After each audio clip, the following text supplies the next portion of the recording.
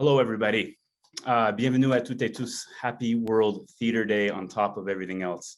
I'm Andrew Shaver, and along with my producing team here at the Siminovitch Foundation, I'm so thrilled to welcome all of you to the inaugural Siminovitch Forum. The beautiful song that we were just listening to there as we all filed into this, our virtual meeting place for the day, is called Ulte Staken, and it was off of Jeremy Dutcher's 2018 Polaris Prize winning album, Wolastikowick Lintu Wakanoa. The album was Jeremy's debut and honors the Wolastuk First Nation heritage and language, Wolastiki, a language with only roughly 100 speakers left today. The album involved a rearrangement of early 1900s wax cylinder field recordings from the Wolastuk First Nation. And it also involved Jeremy's classical, traditional, and pop aesthetics. So in my mind, it was old technology meeting and means of storytelling meeting modern technology and creative impulses to form something entirely new and vital. And that is what is basically, that speaks to what we'll be discussing today. That's at the heart of it all. The exciting new practices we've seen theater creators engage with in the past year to not only keep theater alive in an online space, but to ensure that it remains vital, stimulating, and innovative as we slowly begin to reopen the bricks and mortar spaces that we all love so much. Now, while the Siminovitch Foundation is national, today I'm grateful to be speaking to you from Toronto, a point of conference, creativity, and exchange for thousands of years for many Indigenous peoples, including the Mississaugas of the Credit, the Anishinaabe, the Chippewa, and the Haudenosaunee, and the Wendat. The English name for Toronto is commonly believed to come from the Mohawk word takaronto, meaning where trees are standing in water. These trees, or poles, were used in the Narrows north of Toronto by Indigenous peoples to fish.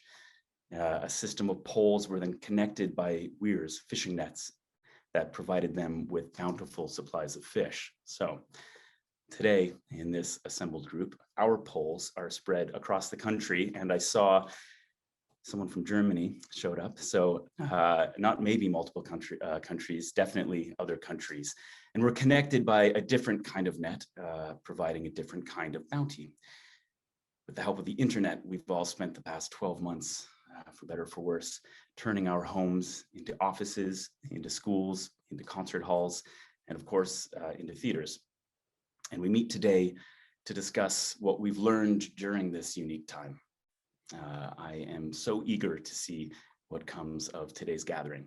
So thank you all for taking the time to connect your poll wherever you are with us today. Now, before I introduce the terrific panel we've assembled, I'd like to recommend that you watch today's panel conversation in speaker view. Now, to do that, you look to the top right-hand corner of this Zoom meeting, and there you'll find a button that says View. Click that to switch between gallery and speaker view. You can watch however you want. I'm not here to tell you how to do it, but I would just suggest maybe speaker view is the way to do it. Today's event is also being simultaneously interpreted in both French and English. And so in order to activate the interpretation feature, you click the interpretation button at the bottom of your Zoom screen and then select your language of choice. So I'll give you all just a moment to make whatever changes you'd like to. Okay, now, without further ado, today's panel. Joining us from Montreal, we have the award-winning multidisciplinary theater creator and artistic associate with La Mespace, Laurence Dauphiné. Also in Montreal, the founder of Art Nouveau, a studio that was a pioneer in virtual reality in Canada, and a senior producer at Ubisoft, one of the world's largest video game developers, Sébastien Ebecher. We're joined in Toronto by another multidisciplinary theater creator and associate artistic director of Outside the March and resident of the BMO Lab, which is engaged in researching the intersection of tech and live performance. That's Sebastian Hines. Our second Sebastian, we'll refer to him as Sebastian, and Sébastien Ebecher as Seb, for those of you keeping notes at home. And finally, from the beautiful West Coast, the Executive Director of the Vancouver East Cultural Centre, the Culch, and recipient of the Mallory Gilbert Leadership Award for Sustained, Inspired, and Creative Leadership in Canadian Theatre, Heather Redfern. Thank you for joining us today, guys. And now, to moderate today's conversation with these wonderful four panelists, I am tickled pink, well, maybe tickled bleu, blanc, et rouge to introduce a writer, actor, director, and avowed Montreal Canadiens fan. You might know him from his stellar work on TV and on film, an extensive list of credits that includes Knocked Up, Tropic Thunder, How to Train Your Dragon, you'll definitely recognize his voice, Goon, This Is the End, Man-Seeking Woman, and most recently, The Moodies. He also recently co-wrote and directed the feature Random Acts of Violence. He's got far too many upcoming projects to mention here without getting way off track. So I'll end by saying that really one of my favorite roles of his has to be his turn as the sexy sleuth Sherlock Holmes in the Siegel Center's production of Sherlock that I directed him in. It may have been 8 years ago now, but it's a performance that's really going to be hard to top. So ladies and gentlemen, our moderator for today's forum, Jay Baruchel. Thank you for having me. Hi there, everybody. Welcome. Thank you all for joining us on this momentous event on World Theatre Day and for the inaugural Siminovitch Forum. Jay, I'll just get things going here, and then I'll hand it over to you, and the five of you can run wild. Let me just begin by asking you how this past year has been for you, and have you managed to find opportunity in maybe unexpected places? Thanks for having me. Yeah, so with kind of the important caveat that everyone in my life is okay by pretty much every measure. With that asterisk aside, yes, the past year has actually been kind of. I have no complaints. I'm a homebody in my soul, and engaging with the world is always something I have to sort of coach myself into doing to some degree. It was nice to have a sort of close to a year where the world moved at my pace, and that allowed me to sort of like, I don't know, it was the healthiest I've been in my adult life. That's for damn sure. And I walked the tightrope of sort of making sure that I took advantage of this wide swath of time where I had precious few obligations to make sure that I kind of did something with it. But also, like I said, it was a tightrope because I also didn't want to like productivity shame myself in the midst of a friggin' global pandemic. But yeah, with all the same inspirations as everybody, Mary Shelley and Shakespeare and all that shit, you know, I tried to make lemonade during quarantine. Yeah, sweet lemonade, sour lemonade. How do you like your lemonade, Jay? I have a terrible sweet tooth, and I've got friggin' 18 fillings, and I've had 4 root canals. So anyway, yeah. Well, as suspected, if I hang out and chat with you for too long, we're going to get off track and get into dental records. So with that, I'd like to thank you for being here, and thank all 4 of you. And ladies and gentlemen, enjoy the forum. Thanks, Jay. Thank you for having me. Yeah. Listen, guys, if you want to go back into my teeth, it's not off the table, but I think we won't have time because we have some very good, I think, very good questions, and I'm allowed to say that because I didn't write them. So I can actually say that these are just wonderful questions. Let's start with kind of, I think the best way with this shit is to kind of start big and kind of zero in. So let's start with the big kind of universal / existential question. What do we gain by taking theater online? Let's start with you, Heather. I think we gain a tremendous amount of accessibility for the audience. So we are able to bring work from all over the world to all over the world. We're able to bring work to people who physically cannot go to a theater, who can't afford to go to a theater, who have, we are able to do a lot in terms of ASL interpretation more easily, I think, than we can do in the theater. So we open up this tremendous opportunity of accessibility. I think that is the biggest the biggest mountain, but also the biggest opportunity that we have.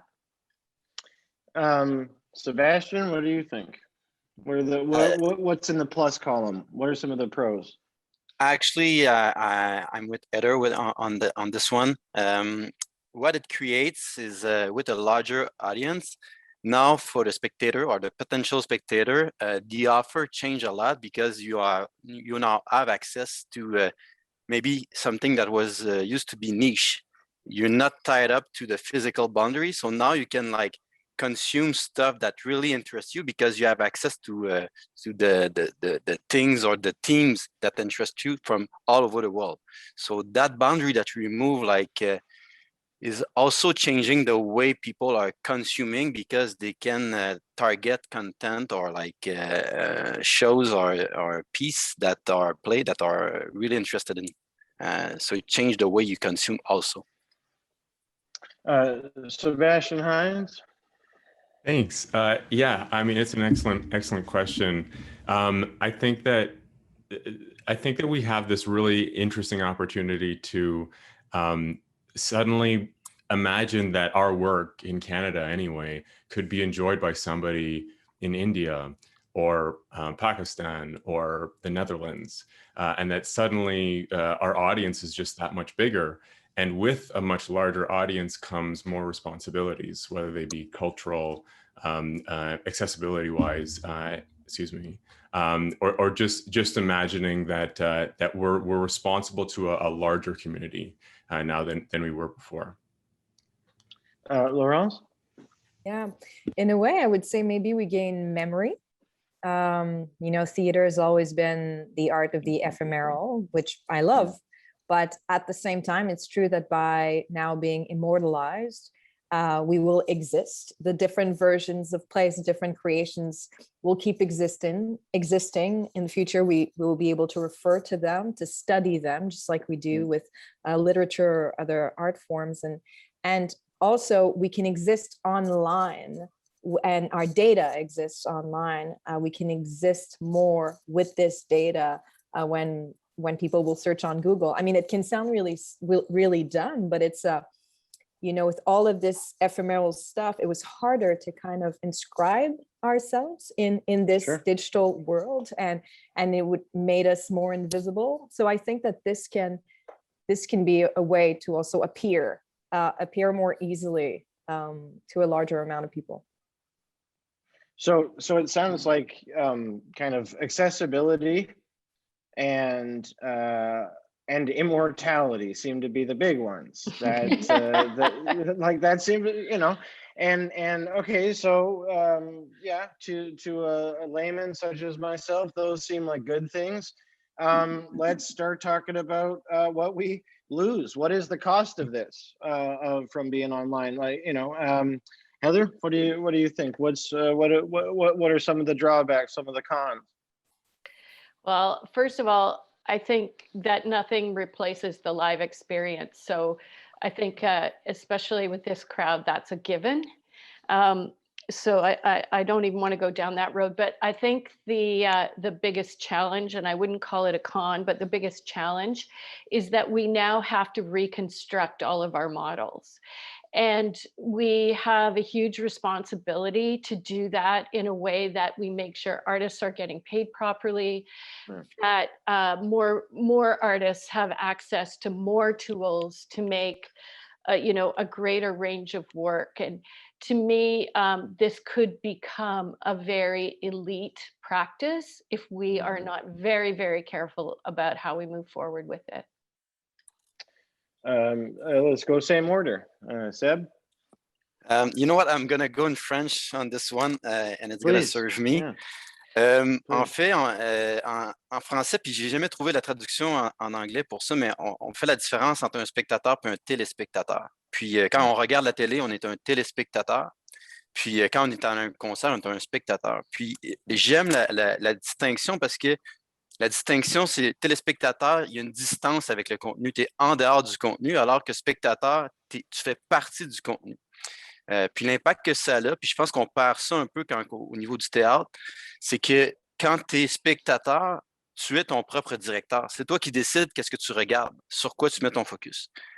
Alors que quand on est téléspectateur, quelqu'un décide à notre place, puis des fois, ça peut être frustrant. Alors, je ne sais pas si on veut regarder la performance d'un acteur en particulier, mais ça se peut qu'il soit coupé, puis finalement, on n'a pas l'émotion qu'on voulait aller chercher ou qu'on avait envie de voir.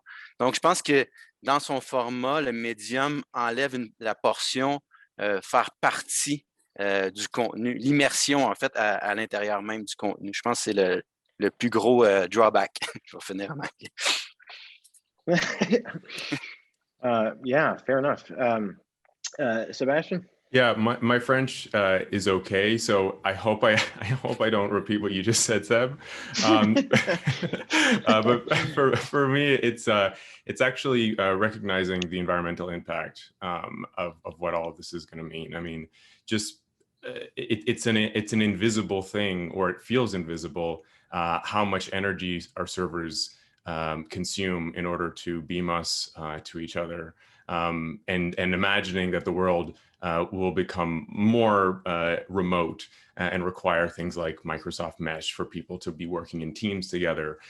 There's just going to be so much more data moving around the place, and that energy usage, I think, is a massive red flag. Laurence? Yeah, well, for me, there are three things. There's stake. You know, when I go to the theater, I have an engagement to go there. I have a ticket. It's going to be a specific moment in time. I move my body from my house. I do something you don't like to do, Jay. I get out of my house and I go meet a physical community of people. And sometimes that's minor, sometimes it's major. But I find that this creates something in me that's extraordinary. You know, the stakes are higher, and the experience is unique, and the way it transforms me is unique because my physical body is there with other people's physical bodies, and there's something invisible there that happens and cannot happen when there is a screen. So that is one thing. What you said, Seb, about imagination, evocation, being your own director, having the freedom of gaze, that to me is huge as well. Theater is the art of evocation. In cinema and other art forms that use the moving image, people show you almost everything, and to me that is a huge difference. And I'd like to make sure that theater doesn't go down that path of having to show everything because now we're filmed and there's screens involved, you know. So that's right, because there's blank spots that the audience has to fill in with their heart when they're there present, right? And there is probably some of that, for lack of a better word, magic lost, I assume, in a sort of digital transmission, right? And also, I think what you touched on before about how you're there for this one night. You know, there's something inherently finite and fragile about it, right? And yeah, so that kind of begs an interesting question, which is like, how do you mitigate that? Or is that not something you mitigate? Is this, you know, like, does this cease to be sort of theater and become its own kind of discipline unto itself, kind of, you know? So let's go in the opposite. Laurence, you answer first, please. okay. Well, yeah, I have lots of questions about that, and I'm like, do we have to really put theater on screens and say that it's still theater, or should we reflect on different types of adaptations of the play? I don't think that every play will be well served by cameras and by digital broadcasting. Can we think of other forms of adaptation for a play? You know, when you think of, if a play is really a piece of literature that needs to be heard, maybe sound would be more adjusted. With image comes so much dicta, we say in French, image imposes something really strong. Sometimes you don't need to see it. I saw a few adaptations of plays for the screen. I'm thinking of, oh my God, I have a blank now, but they adapted the play by, oh my God, that's awful. But they sorry. They adapted it for the screen, and they decided to show a lot of the things the characters were talking about by illustrating. Right. And that frustrated me a ton. Yeah, I was right. like, I don't need that. And I feel like sometimes that's what we're going to end up doing all the time if we adapt for the image. Is this desirable? Is it not? And I find that sometimes maybe through sound, it can be more interesting for certain pieces. Sebastian? Yeah, I mean, it's incredible to see all of the work that has come out in the last year or so, and how often it's challenged me in my perception of what a live connected experience could feel like. I got to work on a play series with the University of Windsor with Outside the March called The Stream You Step In. Our show was called Good White Men by David Yee. And David wrote this play as a screen share. So everything that the audience is watching through Zoom is you're seeing the main character's desktop, and they're clicking on WhatsApp, and they're messaging people, or they're pulling up Facebook video and they're videoing their friends. And that's the medium through which, or the way through which the story is told, which has an enormous climax and crescendo, but you're taken along through it in a way that we interact with every day, our computer screens. On the other side, I got to experience Dream, the RSC Marshmallow Laser Feast show that they did with Philharmonia, which is a live, interactive, motion capture based performance, all about what is happening in Shakespeare's Midsummer Night's Dream, kind of before the show begins, when everything is going wrong with the world. So Puck takes you through it, and Puck is this, you're watching it on your computer, and Puck is this sort of creature made out of rocks. And there are parts in the show when you can literally, where they show you what's actually happening in a mocap studio, where the Puck actor is there covered in their mocap suit, and they're streaming out this live, beautiful imagery that's being rendered of the Midsummer Night's Dream forest. So there's absolutely these opportunities for new mediums or new feels on the medium. I think that the important thing is to always take a pulse for how live it feels, or how implicated I feel, and whether just turning it off would, whether I would care. I guess that's a question of whether the story is good or not too, and whether it's an important story to tell. Yeah, fair. Seb? Yeah, Jake, can you just repeat the question? I just want to make sure that I answer the right thing. Yeah, no, I guess I was sort of saying, now that we've addressed some of the potential failings or risks of transmitting something live on the internet, how do we sort of mitigate those things, or do we need mitigate them at all? Are we now watching a new sort of form be given birth to? Are we at the sort of vanguard of a new kind of art form, or is there something to do to sort of keep it as theater? Okay, so that's what I had in mind, and to answer that, I have to say that Art Nouveau, the virtual reality production studio that I created, actually was my sabbatical project from Ubisoft. And the whole idea of Art Nouveau was to try to fulfill the fantasy of being at an event with virtual reality, but live, to capture that aspect of being live, the immersion of being live, and that feeling of uniqueness that you have when you are at a live performance. And the advantage of the broadcasting platform or the streaming platform. So to bridge those two, so that we mitigate the strength and the weakness of the actual model or the online services.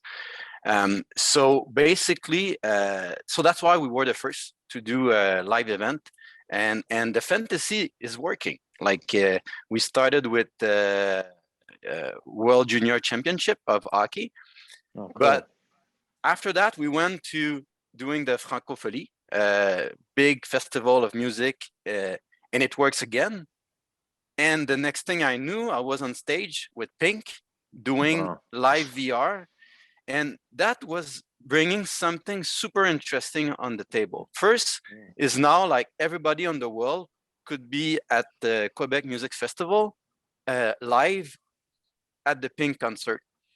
But also it gives you access to new perspective and new ways to consume, because now you can bring the spectator on the stage or backstage, or just beside, like we did the Montreal Symphonic Orchestra. You were like so close to Kent Nagano that he hit the camera with his baguette. So, but it gives you that feeling of immersion and immersion, and you still, it doesn't remove that power that you have as a spectator of directing on where you look and what story inside the story you want to consume. So it was kind of a bridge, but after that there's other challenge, technical challenge, cost challenge of having everyone with a VR headset. But I thought that was I suspect, yeah. So it's like, it's just, honestly, if Apple would have had a headset like Samsung had, we will not add the same experience for live event during the COVID period, because now it would have been a medium to consume live performance. Well, that's fucking fascinating. Heather, efforts to mitigate, efforts to preserve or embrace the differences. Yeah, so I think that we have sort of experimented with a range of different ways of doing this, and I think that where we have found the most success is when the work is live streamed, but it's actually designed for that. So it's not live streaming something designed for an audience sitting in a theater, but it's actually designed to be live streamed, and it is live streamed and surrounded by opportunities for audience and artists to interact before and after the live stream, so that as much live feedback as possible is created. So we've been playing with a platform, not myself personally, but our digital storytelling team, called Gather.town. And that's really cool because you can come into the space in live time. You have a little avatar and your sound comes in and out depending how you move through the space. So if you're in a room or in the corner of a room, you only hear the people that are gathered there with you. Then you can leave them and go into another space, like a lobby space, and talk to some other people and have a really cool little casual conversation. So, and you can actually build, our team has actually built our theater in the platform. So people can move into our lobby, move into the theater, and you can embed little videos and posters and visuals into it. So it's a really fabulous interactive tool. So if you have something like that, or even a live Zoom talk back with the artist and a live stream, it is a different experience. I think it is a different form. And I think it's about recognizing that and saying, okay, so if it's a different form, how do we use it in the best way we can to get this interaction that we're all craving? And, you know, we've heard a lot from audiences that like that lobby experience is as critical for them sometimes as sitting in the theater watching the show. I know artists don't like to hear that, but that socialization piece is really important to them. It's No, very interesting. Oh, sorry, Jay. No, please go ahead, Laurence. Go, okay, yeah. I find it really interesting what you said, Heather, because, you know, before, I did not need necessarily an exchange with the artists. When I'm in a live space, I don't necessarily need that because I still have the exchange of my own energy, and the applause may be sufficient at the end of it. You know, the quality of my presence was there. My applause means something. The fact that I did not leave the room means something. But when I'm at home and I don't have this exchange, then it becomes even more important for me to be able to interact with the artists later on and to have some sort of interaction. And that I hadn't realized at all actually before we started, you know, reflecting on those things. But this exchange is fundamental, and the quality of presence, finding a quality of presence that is much harder to have in front of a screen than in front of a person is super important, and we have to develop strategies for that. So it sounds like it's about efforts to kind of preserve agency or find new ways for agency for the audience. As long as there's a decision making, a component of decision making, and something kind of homemade to their experience, that will kind of keep it truthful. So this kind of leads to a question I had, which was, so the past year seems to be something of an accelerant. It's sped up decisions. It's possibly sped up innovations. It's also, I think, been kind of purifying too. It's just distilled stuff down. You've seen weak spots have been revealed, right? So my question is, these changes, these existential changes we're talking about in the experience of performing and watching, who's participating in theater, are these things that we would be talking about anyway? Are these changes that were already coming? Is this stuff that was sped up? Or would we have always gotten here? And are there also maybe other weak points, you know, stuff that's been revealed in the past year? Is it actually as accelerated and purifying as it seems? Laurence? I think eventually maybe we would have gotten there, but there would have been a lot of resistance. And right now, I think what the pandemic has changed is that we had no choice. So the resistance, you know, is like out the window.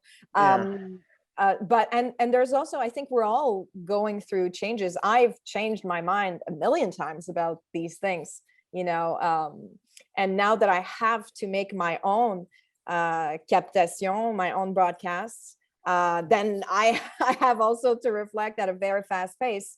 What I would say though is that we have to take the time. Like we have to reflect in a good, well-rounded way about these things, because unfortunately, in my past experiences, I've seen, okay, let's do this in archival. We're going to do this in one day because there's limited budget. And so, oh yeah, okay, so 3 cameras, that's how we do it. You know, we're going to have someone editing live, and that's what's the fastest thing. And then it's always about the fastest, the cheapest, of course, because it's not like there's a ton of new money coming from nowhere. There's some new money right now, depending on where you are in the country. But it's, so I'm just saying, like, it's cool, but let's take the time every time we do this to reflect what will really serve the piece. Who are we talking to? Because sometimes we tend to want to embrace these changes, this innovation really quickly, because innovation is exciting. But I think, we just need to slow down and do exactly what we're doing here today, which is to reflect on this in a deeper way. Yeah, caution. Temper our fascination with some caution. Sebastian? Yeah, I love Laurence's point. I think at Outside the March, we've had a really interesting pandemic where at the very beginning of the pandemic, within about 2 weeks after lockdown started, we had asked ourselves the question: what does an immersive theater company do in a pandemic? What is our offering to the world? Because we put up shows in old movie theaters and kindergarten classrooms, and we don't have the same responsibilities when it comes to running a space. So we got together and we created the Ministry of Mundane Mysteries. And basically, just to give you a very quick rundown, is it's a telephone mystery solving service where audiences put forward their mundane mystery. So, it could be like, why does the dryer keep on eating my socks? But we don't do that one anymore because so many people chose it. Or like, what happened to that old watch that my grandfather had? And then through the course of 6 phone calls and talking to 6 different characters, we spin this story for you, totally personalized to your life, based on the power of a good conversation that we have with you. So we wanted to do 2 things. We wanted to bring connection to people in isolation and a feeling of liveness and human connection. And we wanted to get artists being paid again, especially artists who had lost work during the pandemic. So I think that for us, it was this thing of going, how on earth are we supposed to continue to do our mandate without the regular things that are available to us as theater creators? And so I think that the time accelerated that question and made us actually consider for the first time that a live immersive event could possibly not really take place in any space at all, but the airwaves, and that a whole live, moving, exciting, epic, fun, hilarious, zany adventure could actually just happen over your phone, and it would still be theater. That's awesome. Seb? Yeah, I have so many things to say about that question. I don't know where to start, but I'm gonna try. Sorry. I think it's a strange period, and when we started the pandemic, they used the word war. We are at war, and I think it's true in one way. And the paradox in war is that it brings the worst of people, but also brings the best. And what it gave to a lot of different industry, yes, it's a big step, but also it gave time and also a space to take risk. And I think that in the history of live performance, there'll be no better time to take risk and try stuff because of the necessity to do it and to figure out what's coming up. One of the big opportunity that I see is, especially in live performance, you are constrained. You live physical constraint, and because the number of places at a venue, and there's the physical cost of the venue itself and everything, and it's part of the business model. When you go online, you kind of remove that cost, that physical constraint, that physical boundary, and it's an opportunity. It can be an opportunity depending on how it's done. And I'm gonna just take a quick example, and it happened to at Ubisoft this week. I had that discussion, and basically we were talking about Teams, using Teams and everything, and like everybody know the drawback and the advantage of using Teams. But I said, that's strange because like the best story I heard so far about meetings in the industry, in gaming industry, is people of Red Dead Redemption. It's a game, Far West and everything. They decided to do their meeting in Red Dead Redemption. So basically everybody was taking an avatar, and their horse, and they said, let's meet at that place. And they were lighting up a fire with the sound of the wolf in the back and the full moon and everything. It was like, wow. And I told people at Ubisoft, like my colleagues, like, why we're not doing that? We could have meeting in ancient Greece or like Egypt. We all have those world, and it's just a matter of organizing ourselves. And because technically we could do that tomorrow morning, it's just a matter of make it happen. And that's for one part. And the other part that is interesting is like what they started to do in Fortnite, where they're gonna have a social hub virtual. And basically what Fortnite is the biggest shopping mall in the world right now. And they just tell the crowd, hey, let's gather, that artist is gonna perform on stage at that time. And now they have a virtual venue. Everybody knows how to get there. And it's easy to gather millions of people. And that's something that for me is an opportunity, because the number are not in the same scale when you go online.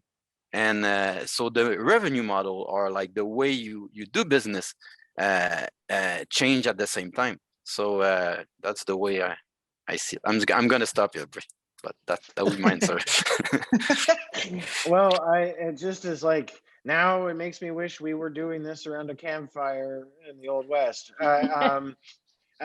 It seems slightly underwhelming now, this background. Heather, yeah, do you want to answer that? For sure. Yeah, it definitely sped up the process. I mean, we were 1 year into a 5-year plan about creating a digital platform for, so all of a sudden it became the focus of everything. So much for the 5-year plan. I do think some of the things that were really interesting, because we have 3 venues, like we're all about venues, right? We're all about buildings. Yeah. And I think luckily we were always able to, except right at the very beginning, have people in our buildings working. So I know that wasn't the case always in Ontario. I think in Quebec, for the most part, it was most of the time. And so what happened is all of our drivers became different. As a presenter, our driver was box office, to bring the money in, to sell as many tickets as you could, give as many tickets away as you could manage to, good causes, and to hit your box office targets. Our driver became, how can we get money to artists? How can we pay artists to keep our community working? So the whole organization became focused on that, which was fantastic. And the other thing is, these buildings that we have to put shows through, like one after the other, in order to make the money work, actually became creation spaces again. So artists were actually making work in theaters again, not in the church basement. And so it was magical. It really has been magical. And so, there are things in there that I don't want to lose. And that's why, Laurence, when you talk about moving forward very carefully, it's because of that. And this idea of, we need more time in the actual buildings for the creators to create in those spaces with the tools. That was the other thing we had to do. They had to create with all the equipment, not, well, we can afford 3 days of tech, so you don't get the lights till then, right? You had to create with the whole show there. So, I mean, we don't want to lose these things. We really don't. And yeah, it's all about community, as you say, Heather, like the community of the creators, the community of the audience. Like, spending a long time with people in a community, of course, will make a better show than spending very little time with the community, because you put all of your knowledge and your creativity together, and we need this time. And then, as you said, Seb, you know, these virtual communities I find extremely exciting. I think we should really think of that for theater as well online, because I find it sad all of a sudden that people are watching alone at home. If we could have virtual spaces that are communal spaces where people could intervene, where people could express their boredom, could express their excitement, could leave the room, could leave a mark, then it makes a lot of sense to me, because it's a democratic experience. It's a social experience for people. And I wouldn't want that to die. When I was visiting my friend Vanessa in London, the National Theatre was actually showing plays in cinemas for people who couldn't get tickets. You could go to the cinema and watch the play, and that cinema was amazing. You could eat, you could drink, like it was a real social experience. And I was very moved to see that a culture was so excited about theater that they bought tickets to the movies to see theater. And it was it was live. You could see people enter. You had the intermission. You went through that time. And I'm like, yeah, okay, maybe we can get rid of some buildings, but maybe we can have new kinds of buildings where we do new things together. But yeah, this sense of time together and community is key. And maybe that because the way theaters work is like you have subscribers. They want to see so many plays in the year, and that's kind of been like the way to do it.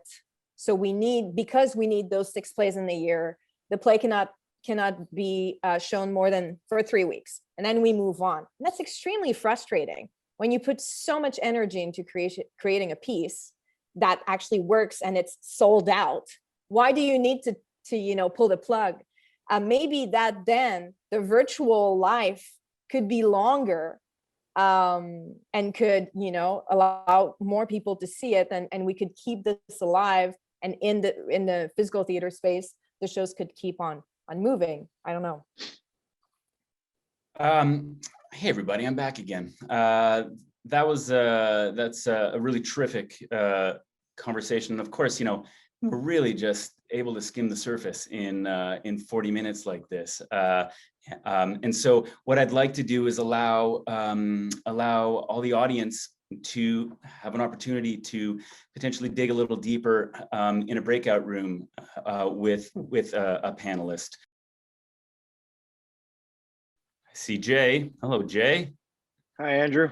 Terrific. How were the breakout rooms? Did you manage to pop in and out of a few? Yeah, super interesting. Just like, some really kind of interesting discussions. And like you said, we only got to kind of scratch the surface here in this big hero chat, but getting to kind of go into more detail, it's kind of like it's like a Wikipedia article, right? Like the chat we had is introductory, and then if you were interested in any of the links, you can click on it and go into a bit more detail. So it's like kind of a cool little advent calendar of ideas. And so really, really fascinating stuff. Yeah, that's an interesting way of putting it. The hyperlinks into further detail. I don't know if you found some sort of recurring themes and questions coming up as I was popping around. I sort of did. There's this kind of overarching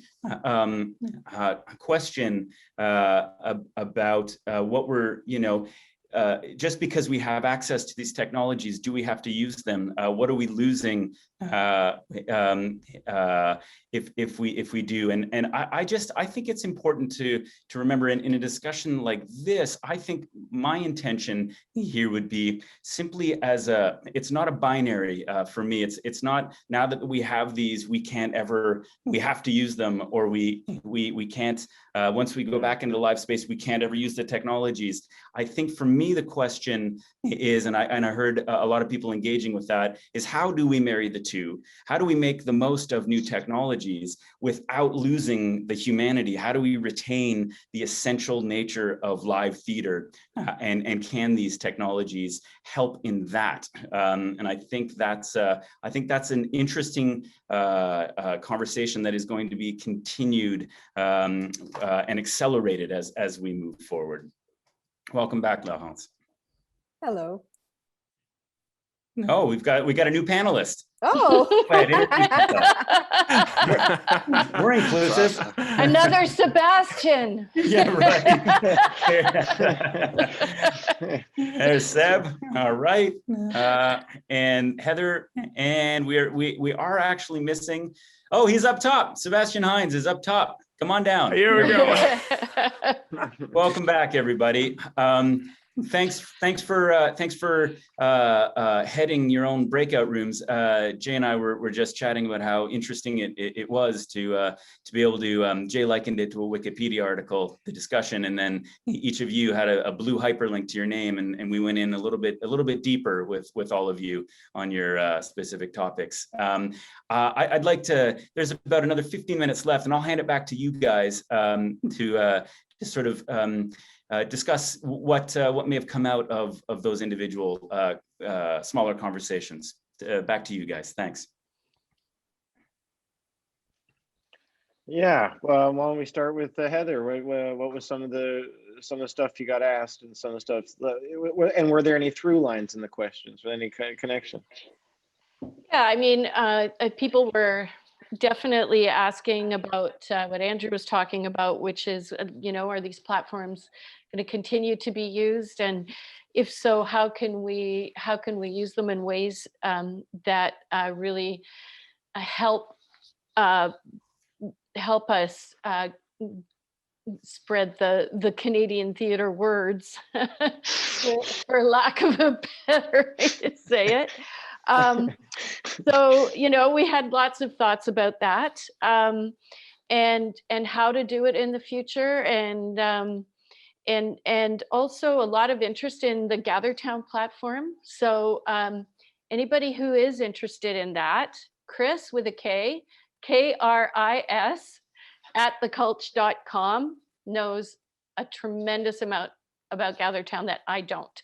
So please, he would love to hear from you. Are you sure about that? That's a lot of people. Yeah, no, I'm positive, because part of the mandate of the project he's doing is to spread the word. So all right, good. He very much, he may not get back to you right away if 80 people text him, but or email him, but yeah. So, but definitely that is part of the work that he's doing. Yeah, so I think we also heard about again the accessibility piece and how important that was. I think we're at a beautiful place right now where we can see all the potential, and we haven't made all of the mistakes yet. We made a few already, but the stakes haven't been as high because it has been a time of great experimentation, and the opportunity to take risk has been very accepted and profound. And so I do think bringing the audience into the process has been identified as perhaps the most important thing. It's not just about showing a movie. As my colleague Nicole said in the conversation, they already have Netflix. They don't need that again. So it really is about the commitment to the time, paying for the ticket, hanging out with the people who showed up at the same time that you did to have the same experiences you did, interacting with the artists. All of those are key to platforms moving forward. These digital platforms having success, I think. Lovely. Seb? It's a good question. Actually, we talked a lot about the technology, obviously, like what are the strengths, the opportunity, and some of the drawback.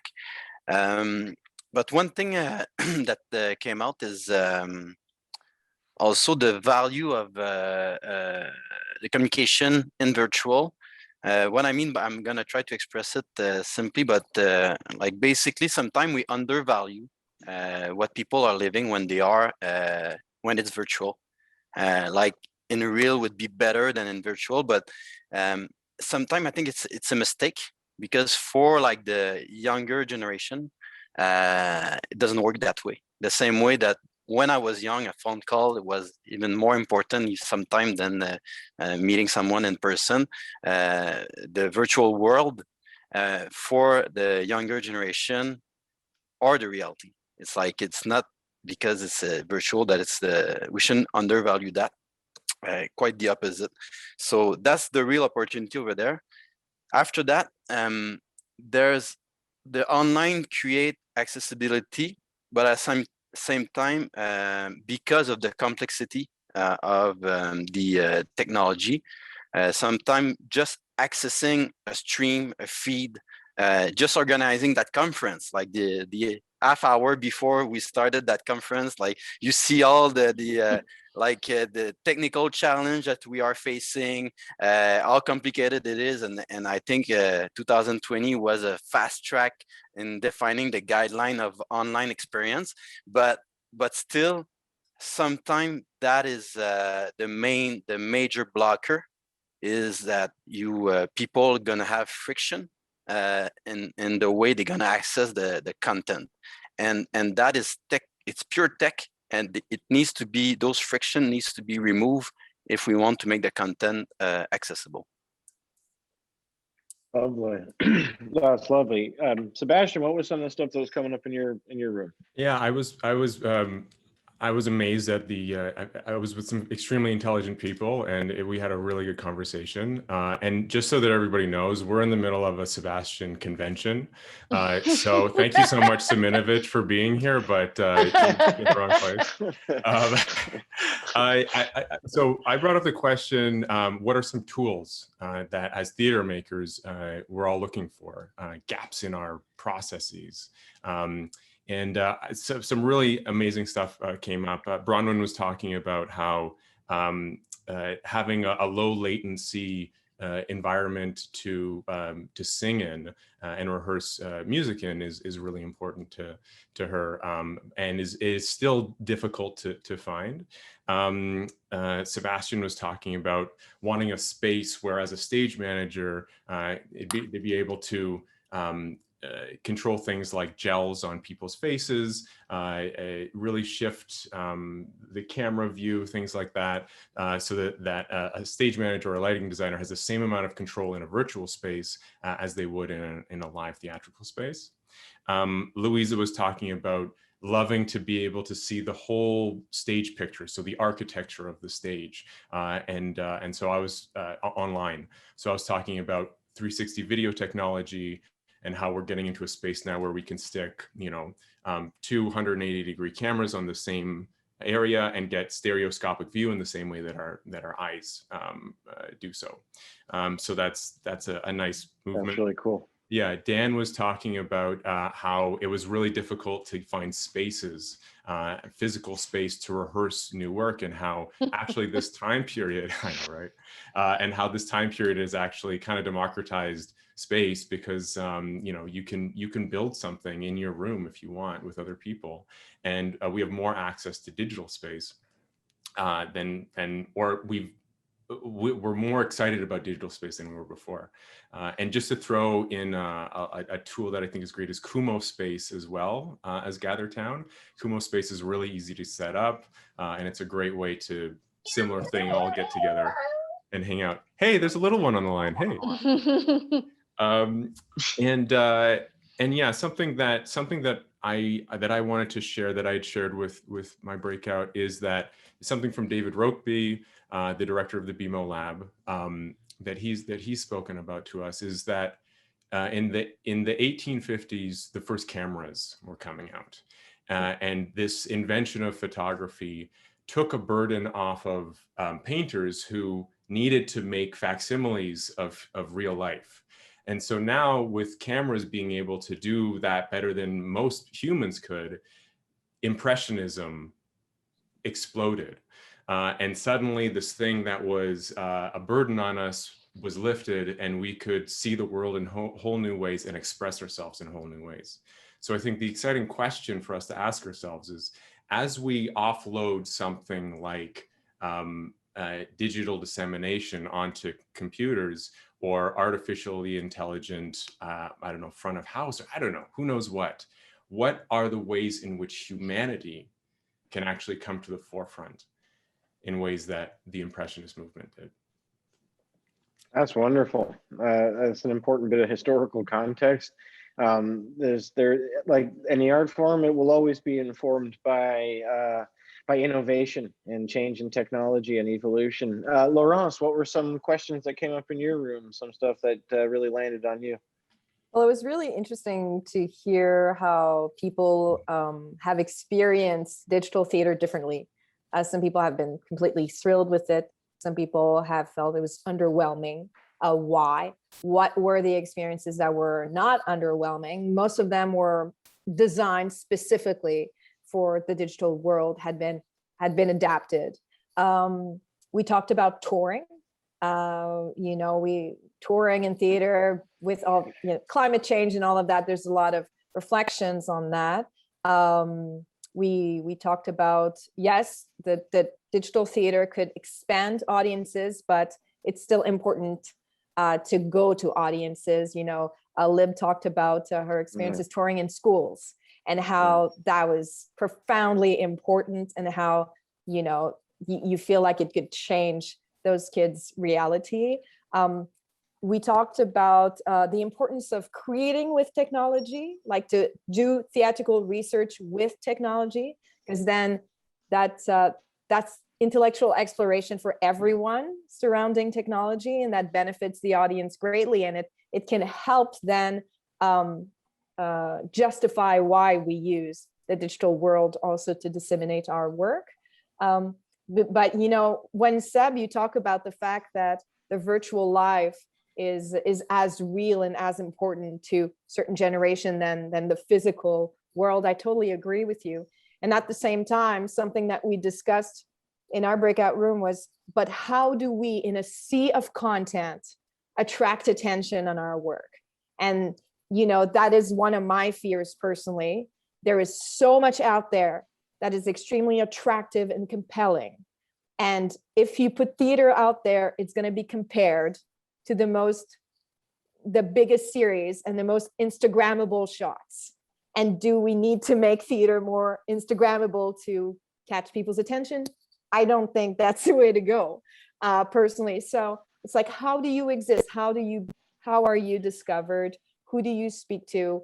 I think that we just, again, I'm sorry, I'm bringing always the word careful, but we just have to think about those things before we put our stuff out there, and before it could potentially be deteriorating to our art form. Well said. Yeah. Well, yeah, I think Andrew, that's that, isn't it? We are rounding the corner here. Certainly, this is the final few meters of the home stretch. Actually, a terrific conversation, guys.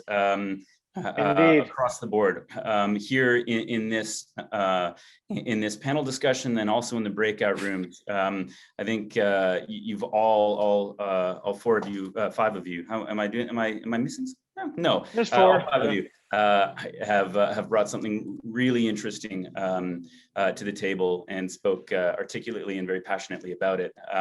As did the audience. Thank you so much for being here today. I just want to do a little bit of housekeeping as a wrap up, because I'm not sure if everyone in the audience is aware of what the Siminovitch Foundation and the Siminovitch Prize is. So I just wanted to say that the Siminovitch Foundation is an organization that has stimulated innovation in Canadian theatre by awarding $120,000 in prize money annually for the past 20 years, which it's a huge prize in the theater community. It's been made possible only because of the generosity of community donors and sponsors who believe that supporting artistic risk-taking is an important investment, like your time today. We want to thank two supporters, in particular, the McLean Smiths Family Foundation and the Tricon Residential, for making today's conversation possible. And thank you all for coming and making it possible. Seeing as we're at the end of today's conversation, I'd also like to speak ever so briefly to our next forum, which is in May, the theme of which is the key to creativity, the intersection between science and art. The panel will include a mix of Canadian theater makers and scientists that can speak to how their work has intersected both these fields. The next forum will begin its exploration with two simple questions.